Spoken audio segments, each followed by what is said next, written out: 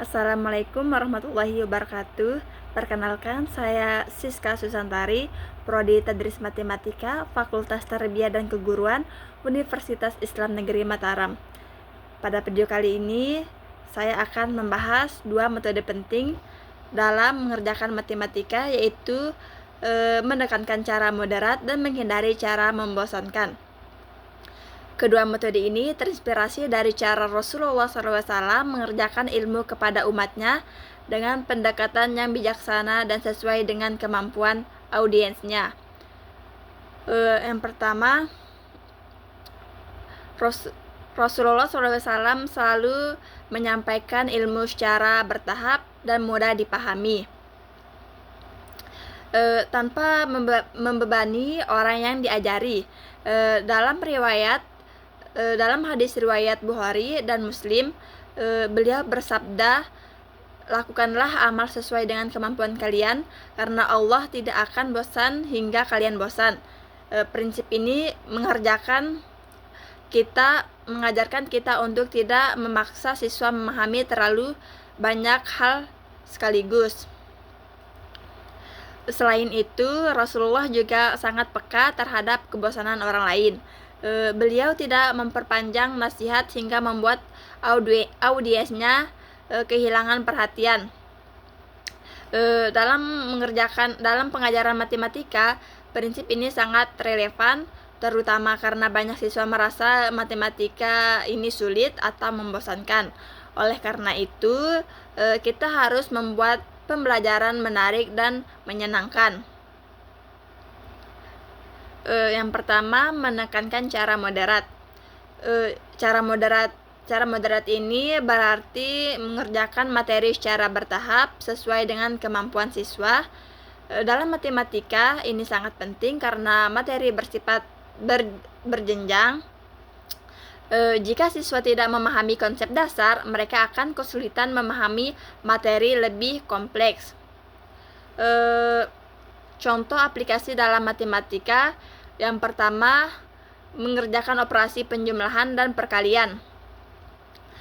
Kita mengajar perkalian, jangan langsung memberikan soal besar seperti 12 kali 4 atau 15 kali 10. Kita dapat mulai dari penjumlahan berulang. Misalnya tanya kepada siswa, jika ada 4 kotak, masing-masing berisi 5 stroberi, berapa total stroberi? Nah, di situ kita akan mengajak siswa untuk menghitung 4 tambah 4 tambah 4 sebanyak 3 kali. Nah, lalu kita akan perkenalkan bahwa ini sama dengan 3 kali 4, jadinya sama dengan 12. Dengan bertahap, kemungkinan siswa akan memahami konsep perkalian sebagai penjumlahan berulang. Yang kedua, kita mengajarkan pecahan. Saat mengerjakan pecahan, kita dapat memulainya dengan benda konkret seperti roti atau kue. Nah, di situ kita akan memotong kue menjadi 2 bagian dan tanyakan kepada siswa berapa bagian dari kue ini.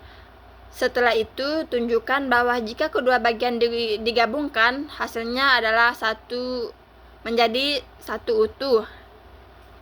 Nah, atau 1/2 ditambah 1/2 menjadi 1. Setelah siswa memahami, barulah masuk ke soal pecahan yang lebih sulit, seperti penjumlahan pecahan berbeda penyebut. Yang ketiga, barulah kita kasih latihan bertahap. Berikan soal latihan sesuai kemampuan mereka. Mulailah dengan soal mudah seperti 2 kali 2, 2 kali 3, atau 1/2 ditambah 1/2. Nah, kita akan naikkan tingkat kesulitannya secara perlahan. Jadinya kita tuh nggak langsung memberikan banyak soal yang sulit, yang membuat siswa kita itu stres. Dengan cara ini, siswa tidak merasa terbebani dan lebih percaya diri dalam memahami materi. Selanjutnya, menghindari cara membosankan. Menghindari kebosanan adalah kunci agar siswa tetap tertarik belajar matematika.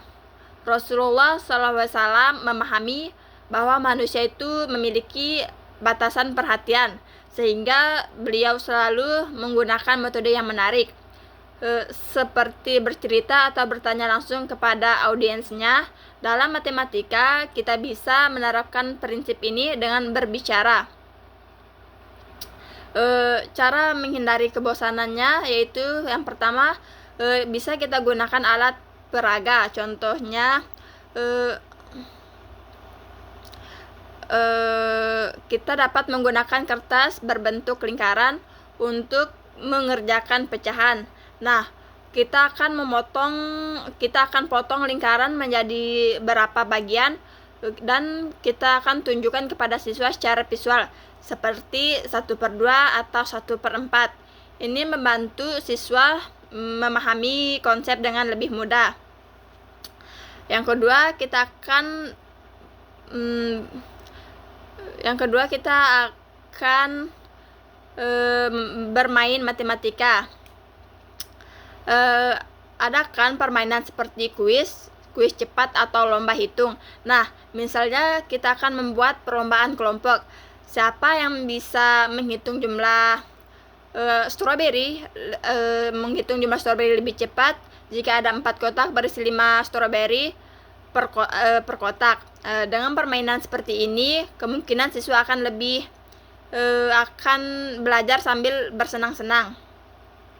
Yang ketiga, kita akan kaitkan dengan kehidupan sehari-hari. Kita dapat menggunakan contoh nyata agar siswa merasa matematika ini relevan. Misalnya,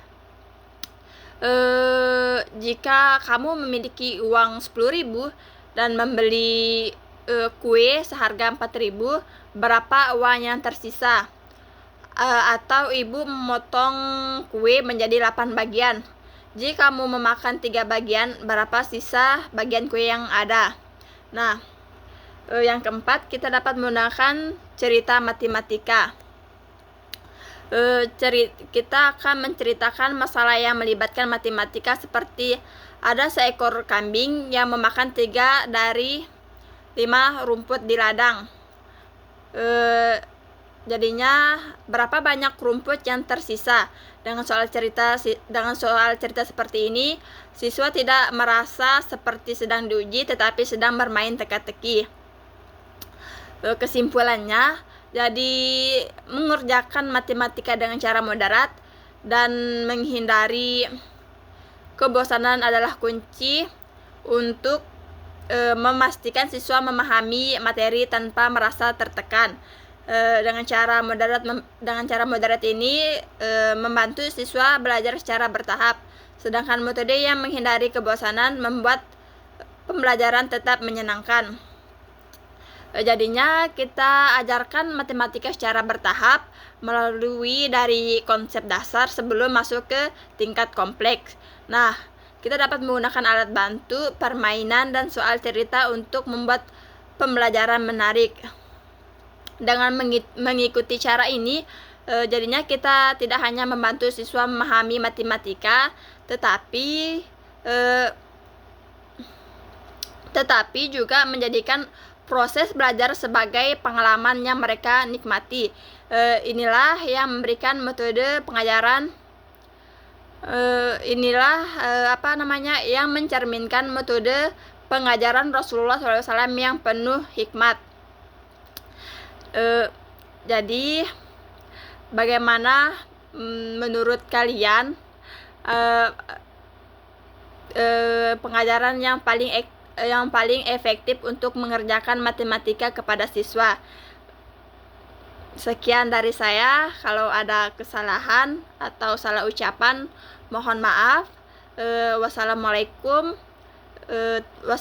warahmatullahi wabarakatuh.